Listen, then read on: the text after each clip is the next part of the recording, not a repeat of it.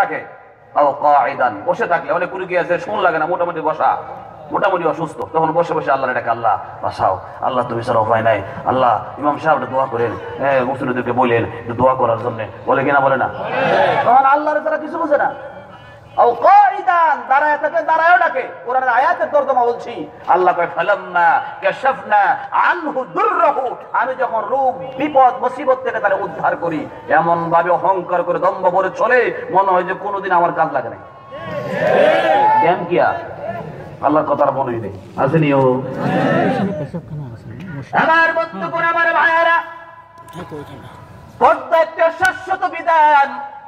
কোরআনের বিধান যতগুলো আছে শুধু পর্দা নয়, আল্লাহর যত বিধান পৃথিবীতে আল্লাহ দিয়েছেন, সেই বিধান মুসলমান যদি প্রতিরোধ করে, সেটাকে বাধা দেয়, কোন কাফের যদি বাধা দেয়, আমরা ব্যর্থ হয়ে গেল। আসমানের মালিক আল্লাহ কিন্তু ব্যর্থ না, করে কণ্ঠে কেনা।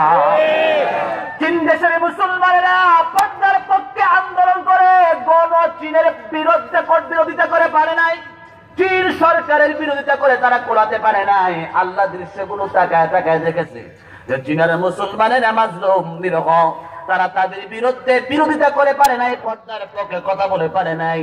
যে দেশে মুসলমান মাজলুম, সে দেশে আমি আল্লাহর ক্ষমতা কিন্তু আছে। আল্লাহ কয়, আমি আল্লাহ তাদের পক্ষে দাঁড়াইয়া পর্দাটাকে আমি আল্লাহ আবার চালু করে দিলাম। এমনকি তাদেরকেও আমি আল্লাহ পর্দার ভিতরে ঢুকাইয়া দিলাম। মসজিদে আজান আবার জারি করে দিলাম, মসজিদে আজান আবার জারি করে দিলাম, মসজিদে নামাজ আবার জারি করে দিলাম, তাদেরকেও মসজিদে ঢুকাইয়া দিলাম। সুবহানাল্লাহ।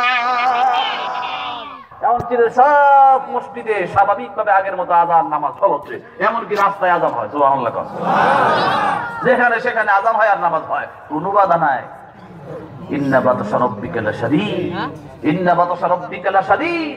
আল্লাহর ধরা বড় কঠিন ধরা, তিনি ধরলে ছাড়ে না, একবারে সাইজ কইরা ছাড়ে। জোরে কোন ঠিক কেনা? আমি আমার মুসলমান মাদেরকে বলবো, বোনদেরকে বলবো, দেখেন এই পর্দার বিরুদ্ধে কেউ করলে কত বড় গজব